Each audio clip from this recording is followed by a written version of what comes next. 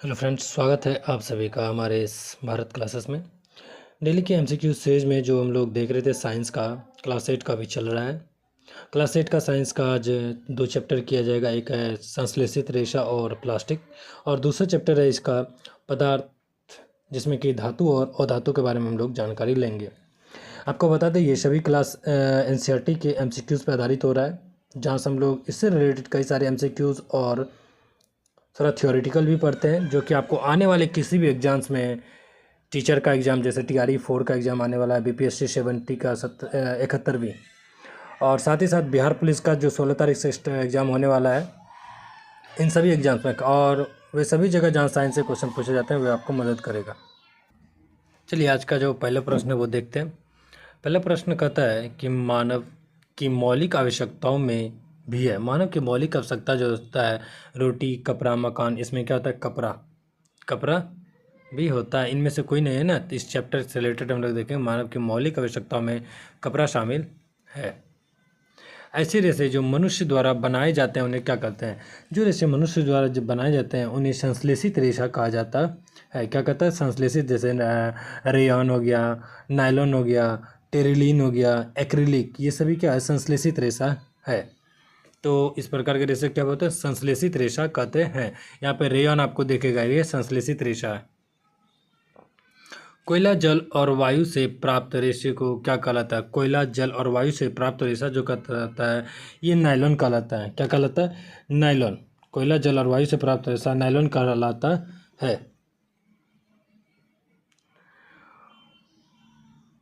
Polyester एक संश्लेषित रेशा, पॉलिस्टर, ठीक है, जिसका उपयोग किसे बनाने में किया जाता है?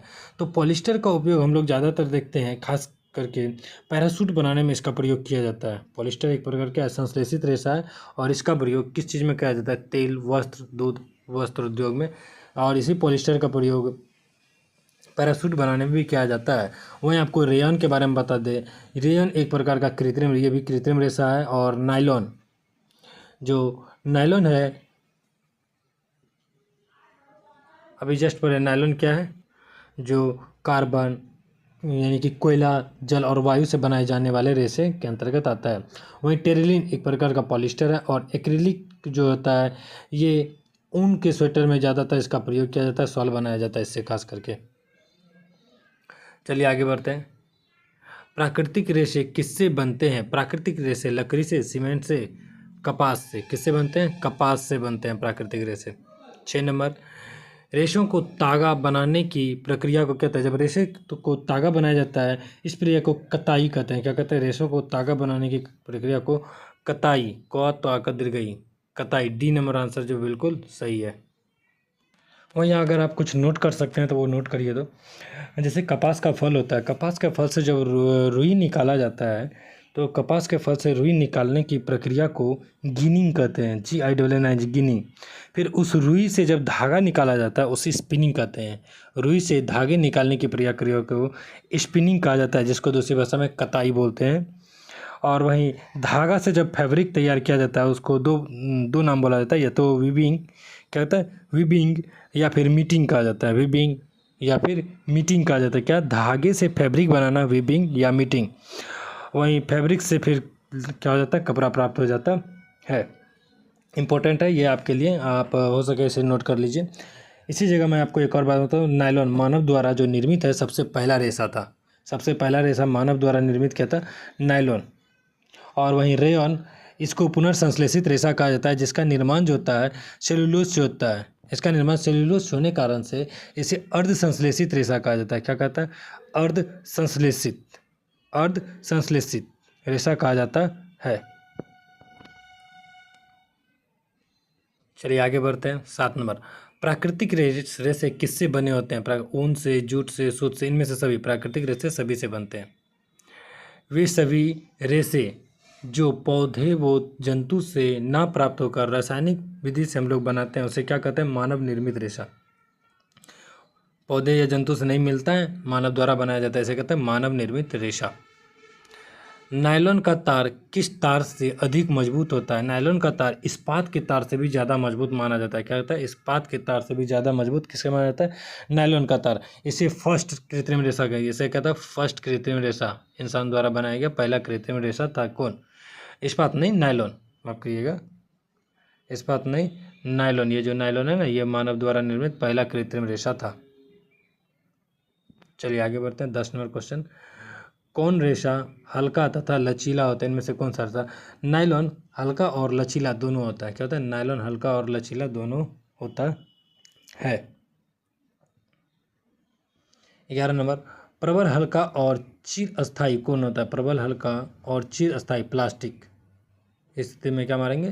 प्लास्टिक मारेंगे। जो बहुत ज़्यादा हल्का और अस्थायी माना जाता है इसे प्लास्टिक कहते हैं। क्या कहते हैं? प्लास्टिक।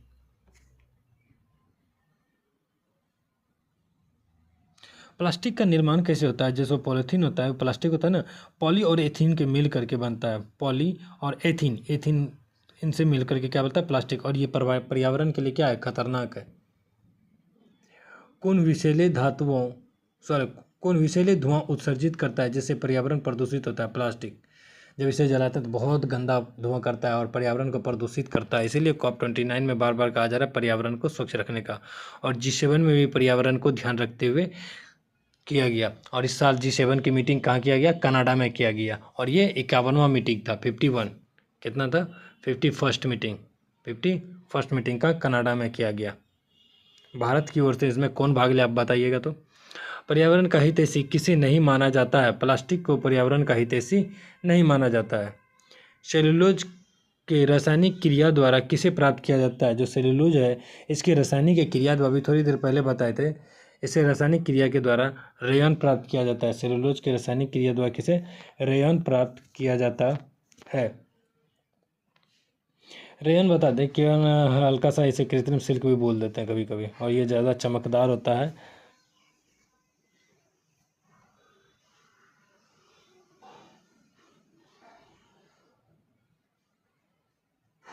कभी कभी रेयन को बिस्कॉस, बिस्कॉस BISCOS, बिस्कॉस के नाम से भी जाना जाता है। क्या नाम से? बिस्कॉस के नाम से जाना जाता है।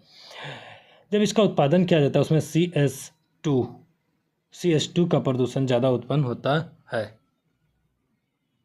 संश्लेषित रेशे इनमें से कौन है? पैराशूट, टेरिलिन, कृत्रिम रेशा, इनमें से कोई नहीं। टेरिलिन संश्लेषित रेशा है। टेरिलिन क्या है? संश्लेषित रेशा है। नकली रेशम किसे कहा जाता है? नकली रेशम, रेयन को नकली रेशम कहा जाता है। कभी कहता है जिसे गरीबों का रेशम के नाम से पुकारा जाता है रेयन को। एक्रिलिक क्या बनाने में उपयोग किया जाता है? एक्रिलिक को जो होता है स्वेटर और कंबल, बम्बल नहीं कंबल, स्वेटर और कंबल बनाने में प्रयोग किया जाता है। दोनों होगा, स्वेटर और कंबल। 18 नंबर क्वेश्चन और आखिरी है, जलने पर जलते हुए बाल का गंध कौन देता है? जब जलेगा तो वो बाल जैसा गंध होता है, वो रेशम देता है। ये कौन देता है? रेशम। अगर हम लोग रेशम के बारे में कुछ जाने तो मूली, रेशम के कीट द्वारा जब बाह्य परत छोड़ा जाता है ना, जो रेशम का कोकून होता है, वो जब बाहरी परत छोड़ते हैं उसे मोलिंग कहते हैं। वहीं जब कोकून से रेशम के धागा को निकाला जाता है उसको रीलिंग कहते हैं। और अलग अलग प्रकार का जो जानवर होता है ना, उससे जो बाल उतारते हैं हम लोग, शेयरिंग कहते हैं। कच्चे ऊन धोने की प्रक्रिया, कच्चा ऊन जो होता है उसे धोने की प्रक्रिया स्काउटिंग कहते हैं। कहते हैं कच्चे ऊन धोने की प्रक्रिया स्काउटिंग। जानवरों से ऊन उतारने की क्रिया शेयरिंग। और गंदी रुई को, जब गंदा रुई को हम लोग धोते हैं उसे लीटिंग कहा जाता है। इंपॉर्टेंट है, यह आप नोट कर सकते हैं, कहीं भी पूछे जाने वाले क्वेश्चंस में आपको बहुत ज़्यादा इंपॉर्टेंट ये नज़र आएगा। चलिए फ्रेंड्स, उम्मीद है कि आप लोगों को ये क्लास समझ में आ रहा होगा। अगला चैप्टर है धातु और अधातु। क्या? धातु और अधातु। सीधा समझिए, धातु जो ऊष्मा का चालन करता है और धातु ऊष्मा का कुचालक होता है। जैसे सूखी लकड़ी ऊष्मा का कुचालक हो जाता है, लोहा ऊष्मा का चालक होता है। धातु धातु कितने प्रकार के होते हैं? धातु 2 प्रकार के होते हैं। धातु कितने प्रकार के होते हैं? धातु 2 प्रकार के होते हैं। वैसे तत्व जिनमें धात्विक तथा अधात्विक दोनों गुण मौजूद होता है। धात्विक और अधात्विक दोनों गुण मौजूद होता है। कौन होता है?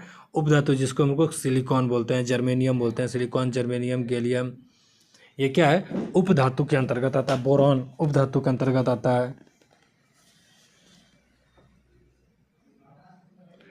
कौन चमकीली होती है? धातु क्या होता है? चमकीली होती है। लेकिन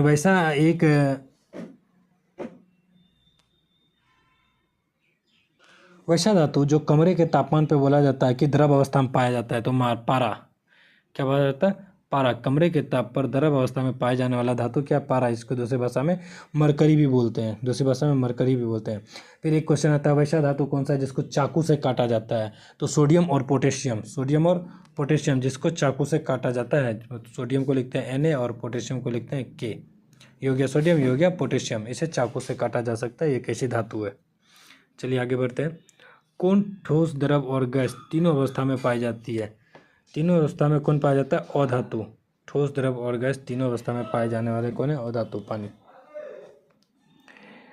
अगला कर है, कौन जल से अभिक्रिया नहीं करता है? अधातु, धातु, उपधातु। अधातु जल से अभिक्रिया नहीं करता है। ऑक्सीजन से अभिक्रिया करके अम्लीय ऑक्साइड कौन बनाता है? ऑक्सीजन से अभिक्रिया करके अम्लीय ऑक्साइड अधातु बनाता है। कौन बनाता है? अधातु बनाने का काम करता है। डी जो है वो बिल्कुल सही है, अधातु है। इनमें से कौन अधातु के अंतर्गत नहीं आता है? अधातु के अंतर्गत सल्फर अधातु के अंतर्गत नहीं आता है। सल्फर अधातु के अंतर्गत नहीं आता है। किसका उपयोग उर्वरकों, जल शुद्धिकरण, एंटीबायोटिक, दवा, पटाखों और आदि के लिए किया जाता है? तो ये हो जाएगा अधातु का उपयोग। किसका उपयोग करते हैं? अधातु का उपयोग करते हैं। निम्नलिखित में से किसको पिघलाकर नया रूप दिया जा सकता है? लोहा को पिघलाकर हम लोग नया रूप देते हैं। निम्न में से किसे पीट कर चादरों में परिवर्तित किया जाता है? तो चादरों को पीट करके, जिंक को पीट करके चादरों में परिवर्तित कर दिया जाता है। B number. निम्नलिखित में से किसको पतले तार में परिवर्तित करते हैं? सोना देखते हैं। सोना आघातवर्ध होता है, जैसे छोटे से सोने को बहुत लंबे पतले तार में हम लोग क्या करते हैं? परिवर्तित कर सकते हैं। निम्नलिखित में से कौन सी धातु मानव रक्त में पाई जाती है? मानव रक्त में पाई जाने वाली धातु क्या है? लोहा। तो इसका मतलब ये नहीं कि आप लोग लोहा एकदम छर्रा ला के चबाना चालू कर देना है। जो साग सब्जी से हमें प्राप्त होते हैं, खास करके साग से बहुत ज़्यादा, पालक से प्राप्त होते हैं लोहा। सबसे पुराना धातु कौन है? सबसे पुराना धातु तांबा को माना जाता है। तांबा हड़प्पा सभ्यता में माना गया था ना, ताम्रपाषाण युग। तो तांबा सबसे पुराना धातु था। कौन तन्य नहीं होता है? तन्य। धातु तन्य नहीं होता है। सॉरी, धातु तन्य होता है और धातु तन्य नहीं होता है। इनमें से कौन एक अधातु है परंतु विद्युत का सुचालक है? एक अधातु है लेकिन वो क्या करता है? विद्युत का सुचालक करता है। ग्रेफाइट एक ऐसा अधातु है जो विद्युत का सुचालक करता है अधातु होते हुए। ग्रेफाइट किसका अपरूप है? कार्बन का अपरूपक इसे माना जाता है। किसे? ग्रेफाइट को कार्बन का अपरूपक माना जाता है। कई ऐसे अधातु होते हैं जो कि वायु में खुले छोड़ने पे, कोई एक ऐसा अधातु है जो वायु में ये खुले छोड़ने पर ये अभिक्रिया कर लेता है। फास्फोरस एक ऐसा अधातु है। फास्फोरस एक ऐसा अधातु है जो कि अगर इसको वायु में छोड़ दे तो ये अभिक्रिया कर लेता है। और कभी कभी ये वायु में छोड़ने पे अभिक्रिया कर लेता है। इसीलिए इसको बचाने के लिए हम लोग जल में डुबा करके रखते हैं। क्या करते हैं? जल में डुबा करके रखते हैं। जबकि सोडियम एक ऐसा धातु है, सोडियम एक ऐसा धातु है, ये और भी ज़्यादा अभिक्रियाशील होता है। ये हवा में भी अभिक्रिया करता है और जल में भी अत्यंत तीव्र अभिक्रिया कर लेता है। इसलिए इसको मिट्टी तेल में डुबा के रखा जाता है। सोडियम को मिट्टी के तेल में डुबा करके रखा जाता है। उम्मीद है फ्रेंड्स आप लोगों को ये क्लास समझ में आया होगा। इस क्लास को आप लोग ढेर सारा प्यार ज़रूर दें अपने साथ, और इसे अपने फ्रेंड्स को भी शेयर ज़रूर करें। और अगर आप अभी तक सब्सक्राइब नहीं किया तो हमारे चैनल को सब्सक्राइब कर लें। और जब जब भी आपको MCQ जाएगा उसके लिए आपको नोटिफिकेशन प्राप्त करने के लिए आप बेल आइकन को ज़रूर दबाएं। धन्यवाद। मिलते हैं हम लोग अगले MCQ सीरीज़ में।